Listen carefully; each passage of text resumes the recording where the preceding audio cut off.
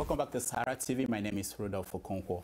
The news that the former governor of Lagos State, Mr. Babatunde Fashola, spent $400,000, about 78 million naira, of taxpayers' money to upgrade a personal website was so unbelievable that we had to call the people who broke the news. Stanely Achonu is the operational manager of Budget Nigeria, a non-governmental organization that looks into budgets of governments across Nigeria. Mr. Stanely Achonu, welcome to Sahara TV. Thank you, Rudolph. So, since the news broke that a senior advocate of Nigeria in a state that calls itself the Center of Excellence spent $400,000 of taxpayers' money to upgrade a personal website, Nigerians have expressed outrage.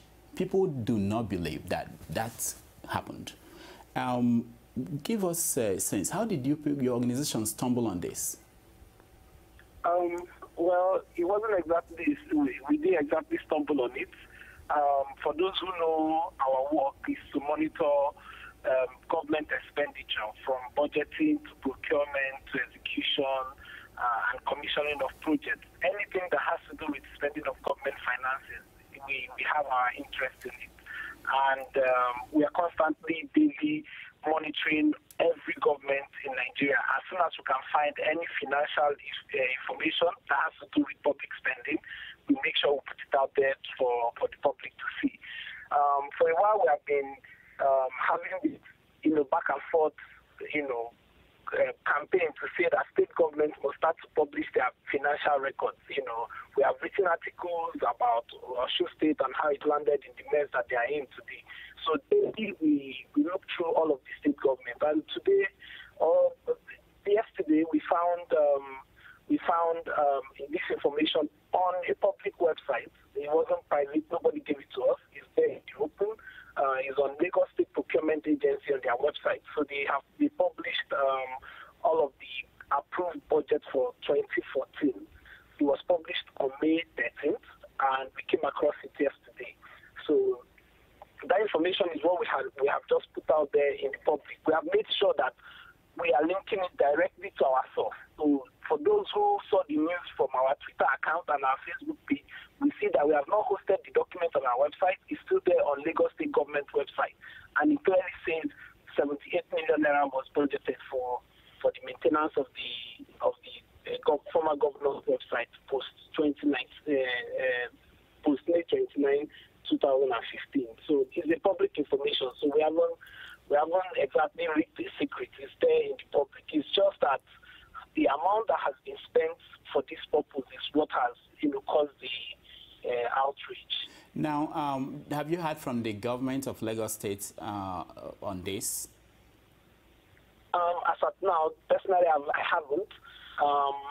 By Monday, my team members will need to see if anybody has reached out to us. But as of today, we have not heard from any of them. In every sense of it, we are not looking forward to hearing from them.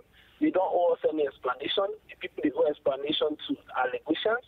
So it is for them to then go forward and explain to Lagosian the details of the contract. Now, what we have seen is what the procurement agency says has been procured as at 13th of May 2014, when that record was 2015, when that record was published.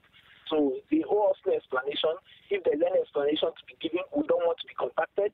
They should contact Lagosians whose money we are talking about. So we are not looking forward to hearing from them. If anything, they should reach out to the Lagosians whose money they spent in this manner. Now, is this the most outrageous thing you've seen in looking at budgets, that particular budget? Oh, well, it depends on how you describe outreach. There is a 330 billion naira spent for works on the house of the deputy governor, the house she will live in post May 29, 2015. So there's a 330 million naira budget for that. There is a 1.18 billion naira spent for pedestrian bridge for Lekki Expressway. One bridge. Is that one bridge or more than one? as at the last time I checked, I'm assuming that there are 6 bridges under construction. So rough estimate puts it at 200 million naira per bridge, pedestrian bridge, not for cars, not bridge for cars. This is pedestrian bridge. So there are the last count, but by tomorrow, by Monday, our team members will have to go and do physical inspection to count how many is under construction by high-tech construction. There are figures for borehole installation. There is a figure for acquisition of a Range Rover Jeep and 2 Hilux vans for 61 million. The figures are out there. It's there in the public, and it's for people to just spend a little time on that document, reviewing if the figures that has been quoted are anything close to what they would have acquired those items if it was personal money that was being used. Now let's look at this website again. This is they know that this is they're going to make it public, and they made it public.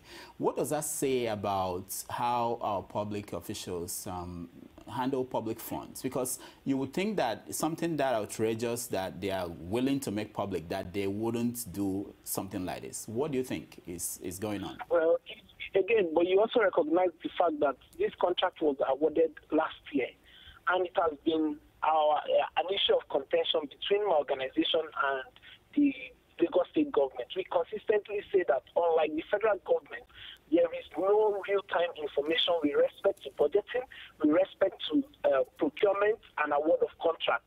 All of the information are given at the end of the year. Why don't you, if this contract for the upgrade of the governor's website was announced publicly when it was awarded for that sum, I'm sure there are people who love that former governor enough to have volunteered to do that job free of charge. Right? So, but all of this information is kept till it's of no use, till public outrage can't stop the spending. Because if procurement was actually done when that contract was awarded, I'm assuming that payment has been made for that project. So if it was announced the way the Federal Executive Council are now gather at that jamboree they call policy meeting to award contract, if Lagos State government announced this contract that same way the federal government announces it, I'm sure that outrage would have stopped them from spending this money. So I'm assuming that now that money has already been spent. Now, are you looking at other states? Are there other states you're looking at their budgets, and what are you seeing? Our work includes all government finances, even if it's government that is available, we'll look at it. But the challenge we have had, and it's not, it's a problem of the times we are in, and with the slow growth of democracy, there's this huge assumption that everything that is wrong in this country happens at the federal level. But 46% of federal resources goes to states and local government, and there's very little attention that is paid. And because people are paying very little attention to what's happening at the state and local government, the state governors have taken it upon themselves to treat public finances as their personal account, rendering little or no account to the public. For those that manage to put out budget information, it's so scanty that you can't even glean the direction they are going or what they are spending. For example, yes, we agree that Lagos State government do publish their budget. But when I ask those who support the level of the disclosure that they render, and when I say how much was spent on an example, let me give you the Lagos City Hall. When it was rehabilitated, how much was spent on it? Nobody in Lagos can say this is how much it cost the Lagos State government to rehabilitate the burnt Lagos City Hall, right?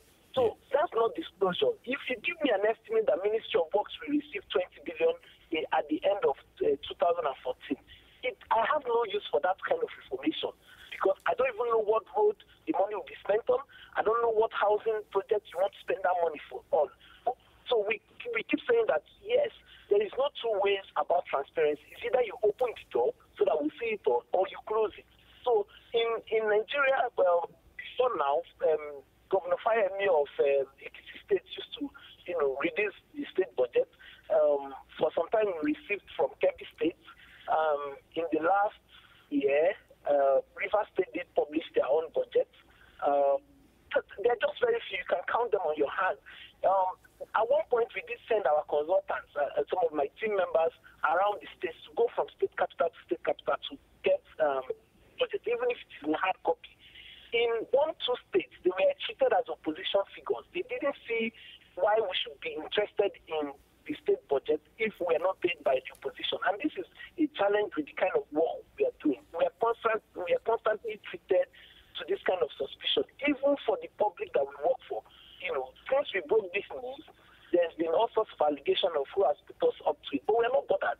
We're not bothered because until you bring evidence that somebody has put us to this job, other than the Nigerian people who we consider as our constituency, we're not bothered. We continue to do the work we are doing. So we're not worried about how we are treated, but as long as this information is available, we will continue to bring it to the attention of the general public. It's our public money. If Nigeria is good today, it's for everybody's good. It's not for only those that work at budget. So we're not worried about how the public is responding to it. What we care about is that as long as we are satisfied that we have done what is right, we are not worried about all of these other things that people are talking about. Okay, now let's talk about something else people are talking about. When the issue of accountability, whenever it comes up, people always say that, oh, people are saying that people like you because there is freedom of information in Nigeria. And there is a big misunderstanding of what Freedom of Information Act is by both the Nigerians and even the lawmakers who pass the law. Can you explain to Nigerians what it means? You have used this, you've invoked it, and what is Freedom of Information Act? Freedom of information is, if I think that I want to know anything about government, I should freely ask whoever I think is responsible for that information. If I have headache and I go to a public hospital and I'm told that there is no Panadol to treat my headache, I can go back home, write a letter to the Minister of Health to say, tell me how much you have allocated to this particular hospital. He is under obligation to give me that information without asking me reason why I want that information. So freedom of information allows me to question those who have hired to be in government. So once in any country where there is freedom of information and the public officials are sufficiently enlightened about the implication of freedom of information, it makes them act in an appropriate manner. There's a recent case of one of the members of the royal family in the UK writing a memo to the Prime Minister, right? When somebody heard about it, he sent a request that he wanted to see the memo the royal family member sent to the Prime Minister. After 10 years of legal battle, that information was released. So as long as it is done on government account, in a government office, the public is entitled to know. But the problem is that at the federal level, even those who sat down and passed this law in Nigeria cannot be found to obey this law. We are currently in court with, I'm sure you're aware of the Open Mass campaign, and the campaign started from the simple freedom of information request that my organization sent. In the years since we started democracy to date, the National Assembly has received over 1.6 trillion in budgetary allocation, right? In the years since we have been a democratic country. But nobody can exactly say what this money was spent on. So we want to know, are you using all of this amount for salaries? Are you using all of this amount for procurement? Are you building new houses? Are you buying cars? Tell us what you've spent this huge amount on. And when we made this request, we got a response that the information contains third-party information and cannot be released based on the Freedom of Information Act. But they said this to us with the hope that it will scare us away and make us go away. But unfortunately, we were determined to get to the root of the matter. So we have filed a lawsuit before a federal high court in Abuja, and the case is still ongoing. And hopefully, we'll get justice and that the court will order the National Assembly to release the information.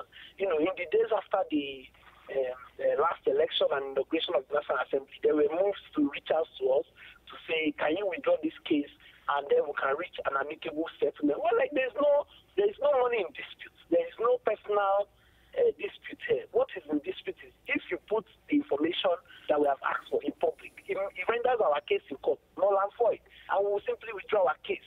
So there is no middle ground on this matter, and this is from legislators who sat down in the National Assembly and passed this law. So you can then imagine what we go through with other other executive arms of government. There are instances where you send certain type of FOI requests. You're invited by security agencies.